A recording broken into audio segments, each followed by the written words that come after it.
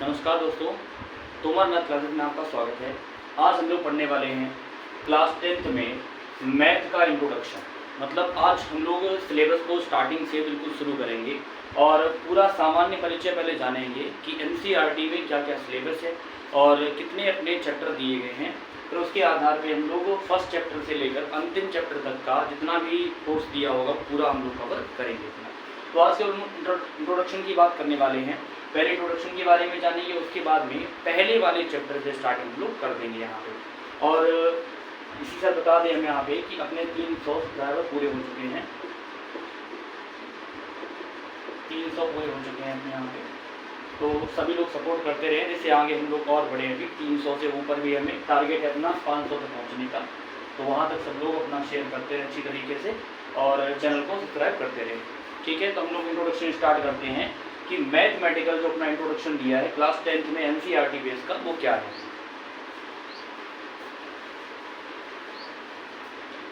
चलिए स्टार्ट करते हैं हम लोग यहाँ पे।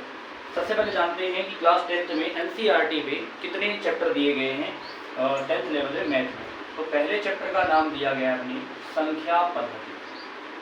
पहले चैप्टर का नाम है संख्या पद्धति, मतलब इसको हम लोग बोलेंगे नंबर सिस्टम। इसको हम लोग कहेंगे नंबर सिस्टम। ठीक है, तो इस चैप्टर के अंतर्गत हम लोग पढ़ने वाले हैं कि नंबर सिस्टम मतलब संख्या क्या होती है, नंबर क्या होता है, नंबर के प्रकार क्या होते हैं। उसके बाद में हम लोग पढ़ेंगे कि जो नंबर हैं वो दो प्रकार के अपने वास्तविक और काल्पनिक, रियल नंबर और इमेजिनरी नंबर। उसके बाद में बात होगी कि रियल नंबर के कितने प्रकार होते हैं, मतलब परिमेय और अपरिमेय। उसके बाद में परिमेय संख्या के प्रकार, ऐसे ही हम लोग प्राकृत, पूर्ण और पूर्णांक संख्याओं तक पढ़ने वाले हैं पूरा। सेकेंड चैप्टर का नाम दिया गया है बहुपद।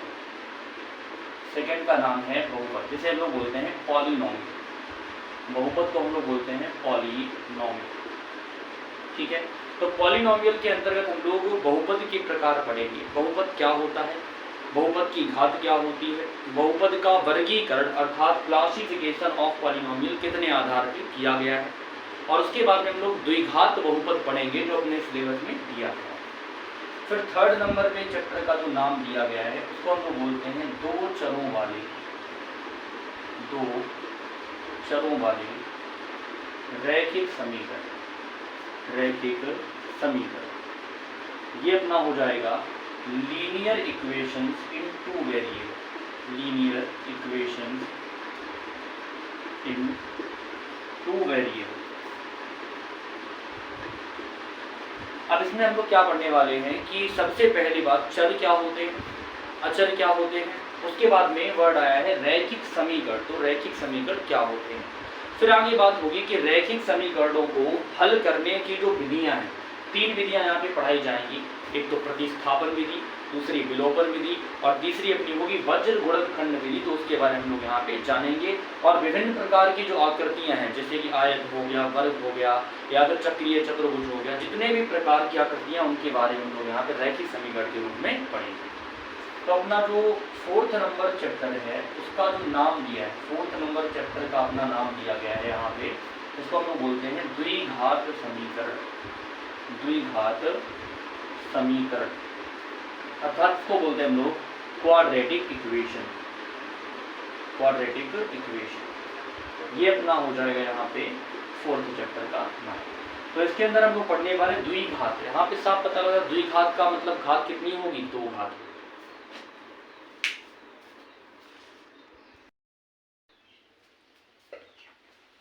तो हम लोग बात कर रहे थे यहाँ पे कि द्विघात का मतलब कितनी घात होती है, दो घात होती है, जिसको हम लोग बोलते हैं क्वाड्रेटिक इक्वेशन। अब बात होती है यहाँ पे कि फिफ्थ नंबर पे चैप्टर कौन सा आता है। तो फिफ्थ नंबर चैप्टर का नाम है समांतर श्रेणी या फिर हम लोग कह सकते हैं अनुक्रम और श्रेणी। अनुक्रम और श्रेणी। तो यहाँ पे अनुक्रम और श्रेणी की बात होगी। अनुक्रम को हम लोग बोलते हैं sequence. Sequence and series. Sequence and series. तो इसके अंदर पहले पढ़ेंगे कि अनुक्रम क्या होता है, मतलब संख्याओं को किस क्रम में रखा जा सकता है। और उसके अलावा श्रेणी कितने प्रकार की होती है। श्रेणियां तीन प्रकार की बताई जाती हैं यहाँ पे, समांतर श्रेणी, गुणोत्तर श्रेणी और अपनी बात होती है यहाँ पे हरात्मक श्रेणी की। पर अपने सिलेबस में केवल कौन सी श्रेणी दी जाएगी, समांतर श्रेणी। तो हम लोग उसकी बात करेंगे। 6 नंबर चैप्टर का नाम है त्रिभुज। 6 नंबर चैप्टर का नाम है त्रिभुज। ट्रायंगल की बात यहाँ पे होने वाली है। तो ट्रायंगल के अंदर हम लोग पढ़ने वाले हैं कि समरूपता क्या होती है, समरूप आकृतियां क्या होती हैं और असमरूप आकृतियां क्या होती हैं, और उनसे संबंधित कुछ महत्वपूर्ण प्रमेय होंगी जो हम लोग यहाँ पे पढ़ेंगे। उसके बाद 7 नंबर चैप्टर का नाम है निर्देशांक ज्यामिति। निर्देशांक ज्यामिति। तो निर्देशांक ज्यामिति के अंदर हम लोग बात करेंगे यहाँ पे, तो इसको हम लोग बोलते हैं coordinate geometry. Coordinate geometry. Coordinate geometry. अब बात यहाँ पे हम लोग करते हैं कि कोऑर्डिनेट ज्योमेट्री अर्थात निर्देशांक ज्यामिति में हम लोग क्या क्या पढ़ने वाले हैं। तो निर्देशांक ज्यामिति के अंतर्गत हम लोग पढ़ने वाले हैं कार्तीय तल क्या होता है, कार्तीय तल में 2 अक्ष होती हैं, एक्स अक्ष और वाई अक्ष, और निर्देशांक क्या होता है, दूरी का सूत्र क्या है, त्रिभुज का क्षेत्रफल कैसे निकालेंगे, और 3 बिंदु समरेख कैसे हो सकते हैं। तो इसकी बात हम लोग इस चैप्टर में करने वाले हैं। फिर अपना सबसे महत्वपूर्ण चैप्टर है 8 नंबर चैप्टर। इस चैप्टर का नाम है, सबसे पहले जान लेते हैं नाम क्या है, त्रिकोणमितीय अनुपात। क्या बोलते हैं हम लोग इसे, त्रिकोणमितीय अनुपात, ट्रिग्नोमेट्रिक रेशियोज, या हम लोग त्रिकोणमिति भी कह सकते हैं। तो यहाँ पे बात होगी ट्रिग्नोमेट्रिक रेशियोज। तो हम लोग कह सकते हैं कि ये चैप्टर सबसे अधिक महत्वपूर्ण यहाँ पे, क्योंकि इसके बाद में जो चैप्टर है अपना 9th नंबर चैप्टर, उसे हम लोग बोलते हैं ऊंचाई एवं दूरी। ऊंचाई एवं दूरी। तो इसे हम लोग बोलेंगे height and distance. Height and distance.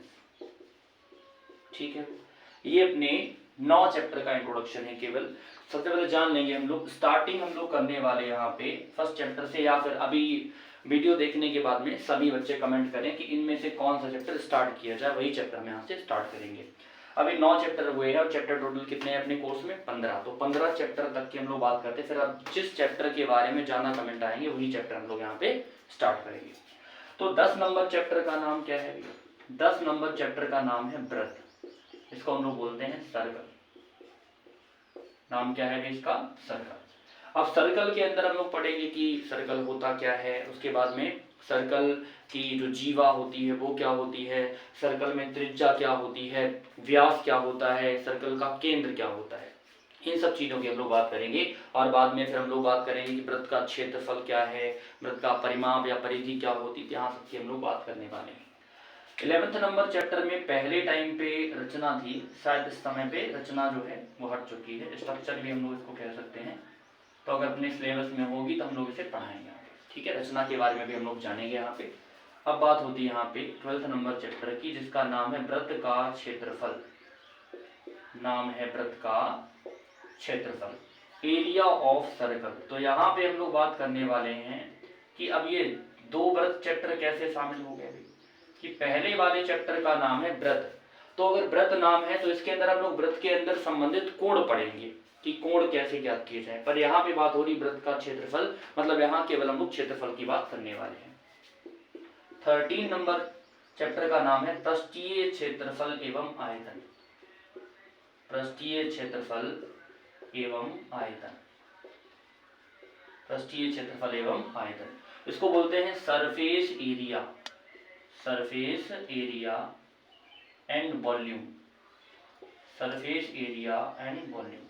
अब सभी लोग सबसे पहले काम करेंगे कि चैप्टर्स के नाम देखेंगे, और जो चैप्टर ठीक लगता है, जो सबसे जिसके अधिक कमेंट होंगे, तो वही चैप्टर हम लोग यहाँ पे स्टार्ट करेंगे, और उस चैप्टर को पूरा खत्म करने के बाद ही अगला चैप्टर हम लोग स्टार्ट करेंगे। ठीक है भाई। अब की बार एक नया काम करने वाले लोग यहाँ पे कि जो भी चैप्टर आएगा उसकी एक प्लेलिस्ट बना दी जाएगी यहाँ पे, कि अगर हमने पढ़ लिया है वृत्त क्या है, तो वृत्त के अंदर जितनी भी वीडियोस यहाँ पे आने वाली उनकी एक प्लेलिस्ट होगी अलग से। तो अगर सर्च करेंगे हम लोग वृत्त के बारे में तो सारी वीडियोस इकट्ठी आ जाएंगी उसकी। अब यहाँ पे बात करते हैं हम लोग यहाँ पे 14 नंबर चैप्टर की। तो 14 नंबर चैप्टर क्या दिया है, 14 नंबर चैप्टर का नाम यहाँ पे है सांख्यिकी। इस चैप्टर का नाम दिया है सांख्यिकी, स्टैटिस्टिक। ठीक है, स्टैटिस्टिक्स। तो 15 नंबर चैप्टर क्या है अभी इसके बाद में, तो हम लोग कहेंगे प्रायिकता। प्रायिकता मतलब प्रोबेबिलिटी, संभावना। प्रोबेबिलिटी, या फिर हम लोग कह सकते हैं संभावना। तो इतने अपने सिलेबस में चैप्टर होने वाले। संख्या पद्धति, बहुपद, दो चरों वाले रैखिक समीकरण, द्विघात समीकरण, अनुक्रम और श्रेणी, त्रिभुज निर्देशांक ज्यामिति, त्रिकोणमिति अनुपात और ऊंचाई एवं दूरी, वृत्त रचना, वृत्त का क्षेत्रफल, पृष्ठीय क्षेत्रफल एवं आयतन और सांख्यिकी और प्रायिकता। तो यहाँ पे सब लोग कमेंट करेंगे किस चैप्टर के बारे में लोग स्टार्ट करें। जिस चैप्टर के अधिक कमेंट होंगे वही चैप्टर हम लोग यहाँ पे स्टार्ट करेंगे।